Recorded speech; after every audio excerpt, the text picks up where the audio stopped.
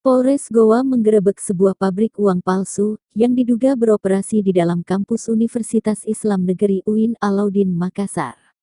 Lokasi penggerebekan berada di lantai 3 perpustakaan di kampus 2 UIN Makassar, yang terletak di Samata, Kelurahan Romangpolong, Kecamatan Somba Opu, Kabupaten Goa, Sulawesi Selatan.